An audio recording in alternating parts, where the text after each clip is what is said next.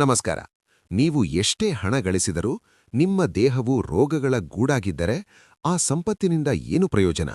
ಆಚಾರ್ಯ ಚಾಣಕ್ಯರು ಹೇಳುತ್ತಾರೆ, ರೋಗಿಯೇ ಜಗತ್ತಿನ ಅತ್ಯಂತ ಬಡವ ವ್ಯಕ್ತಿ. ಇಂದು ನಾವು ಆಧುನಿಕ ಜಿಮ್ ಅಥವಾ ಡಯಟ್ ಬಗ್ಗೆ ಮಾತನಾಡುವುದಿಲ್ಲ. ಬದಲಿಗೆ 2300 ವರ್ಷಗಳ ಹಿಂದೆಯೇ ಚಾಣಕ್ಯರು ತಿಳಿಸಿದ ದೀರ್ಘಾಯುಷ್ಯದ ರಹಸ್ಯಗಳನ್ನು ತಿಳಿಯೋಣ. ನಿಮ್ಮ ದಿನಚರಿಯಲ್ಲಿ ಈ 3 ಬದಲಾವಣೆಗಳನ್ನು ಮಾಡಿಕೊಂಡರೆ ನೀವು ವೈದ್ಯರಿಂದ ಮತ್ತು ಔಷಧಗಳಿಂದ ದೂರವಿರಬಹುದು. ಮೊದಲನೇ ಸೂತ್ರ, ಆಹಾರವೇ ಔಷಧಿ. ಚಾಣಕ್ಯರ ಈ ಪ್ರಸಿದ್ಧ ಆಯುರ್ವೇದ ಆಧಾರಿತ ಶ್ಲೋಕವನ್ನು ಗಮನಿಸಿ. ಅಜೀರ್ಣೇ ಭೇಷಜಂ ವಾರಿ, ಜೀರ್ಣೇ ವಾರಿ ಬಲಪ್ರದಂ, ಭೋಜನೆ ಚಾಮೃತಂ ವಾರಿ, ಭೋಜನಾನೇ ವಿಷಪ್ರದಂ. ಇದರರ್ಥ, ಊಟ ಜೀರ್ಣವಾಗದಿದ್ದಾಗ ನೀರು ಕುಡಿಯುವುದು ಔಷಧಿಯಂತೆ ಕೆಲಸ ಮಾಡುತ್ತದೆ. ಊಟ ಜೀರ್ಣವಾದ ನಂತರ ನೀರು ಕುಡಿಯುವುದು ದೇಹಕ್ಕೆ ಬಲ ನೀಡುತ್ತದೆ. ಊಟದ ಮಧ್ಯದಲ್ಲಿ ಸ್ವಲ್ಪ ನೀರು ಕುಡಿಯುವುದು ಅಮೃತಕ್ಕೆ ಸಮಾನ.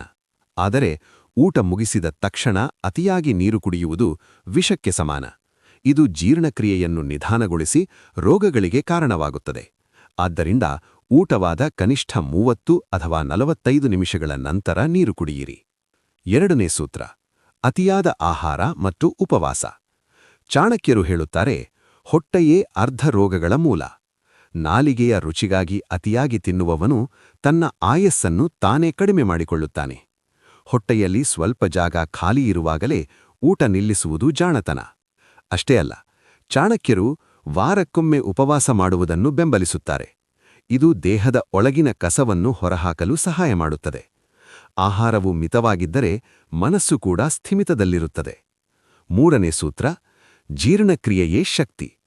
ಚಾಣಕ್ಯನ ಪ್ರಕಾರ ಧಾನ್ಯಗಳಿಗಿಂತ 10 ಪಟ್ಟು ಶಕ್ತಿ ಹಿಟ್ಟಿನಲ್ಲಿದೆ, ಹಿಟ್ಟಿಗಿಂತ 10 ಪಟ್ಟು ಶಕ್ತಿ ಹಾಲಿನಲ್ಲಿದೆ, ಹಾಲಿಗಿಂತ 10 ಪಟ್ಟು ಶಕ್ತಿ ತುಪ್ಪದಲ್ಲಿದೆ. ಆದರೆ ಇವುಗಳ ಲಾಭ ಸಿಗಬೇಕೆಂದರೆ ನಿಮ್ಮ ಜೀರ್ಣಶಕ್ತಿ ಅಂದರೆ ಮೆಟಬಾಲಿಸಂ ಬಲವಾಗಿರಬೇಕು. ದಿನಕ್ಕೆ ಒಮ್ಮೆಯಾದರೂ ಬೆವರುವಂತೆ ದೈಹಿಕ ಶ್ರಮ ಪಡಿ. ನೀವು ತಿನ್ನುವ ಆಹಾರವು ರಕ್ತವಾಗಬೇಕೇ ಹೊರತು ಕೊಬ್ಬಾಗಬಾರದು. ಹಸಿವಾದಾಗ ಮಾತ್ರ ಉಣ್ಣುವುದು ಚಾಣಕ್ಯ ನೀಡಿದ ಅತ್ಯಂತ ದೊಡ್ಡ ಆರೋಗ್ಯ ಸೂತ್ರ. ನೆನಪಿಡಿ, ದೇಹವೇ ನಿಮ್ಮ ಆತ್ಮ ವಾಸಿಸುವ ದೇವಾಲಯ. ಅದನ್ನು ಸ್ವಚ್ಛವಾಗಿ ಮತ್ತು ಸದೃಢವಾಗಿ ಇಟ್ಟುಕೊಳ್ಳುವುದು ನಿಮ್ಮ ಧರ್ಮ. ಚಾಣಕ್ಯನ ಈ ಆರೋಗ್ಯ ಸೂತ್ರಗಳನ್ನು ಇಂದಿನಿಂದಲೇ ಪಾಲಿಸಿ. ನಿಮ್ಮ ಆಹಾರ ಕ್ರಮದಲ್ಲಿ ನೀವು ಮಾಡುವ ಮೊದಲ ಬದಲಾವಣೆ ಯಾವುದು? ಕಮೆಂಟ್ ಮಾಡಿ ತಿಳಿಸಿ. ಈ ವಿಡಿಯೋ ನಿಮ್ಮ ಕುಟುಂಬದವರಿಗೆ ಮತ್ತು ಸ್ನೇಹಿತರಿಗೆ ಶೇರ್ ಮಾಡಿ ಅವರಿಗೂ ಆರೋಗ್ಯವಾಗಿರಲು ನೆರವಾಗಿ. ನಾಳೆಯ ಸಂಚಿಕೆಯಲ್ಲಿ ನಾವು ಕೋಪವನ್ನು ನಿಯಂತ್ರಿಸುವುದು ಮತ್ತು ಮನಸ್ಸಿನ ಶಾಂತಿ ಬಗ್ಗೆ ಚಾಣಕ್ಯನ ಉಪದೇಶಗಳನ್ನು ತಿಳಿಯೋಣ. ಸಬ್ಸ್ಕ್ರೈಬ್ ಮಾಡಲು ಮರೆಯಬೇಡಿ. ಆರೋಗ್ಯವಾಗಿರಿ, ಸುಖ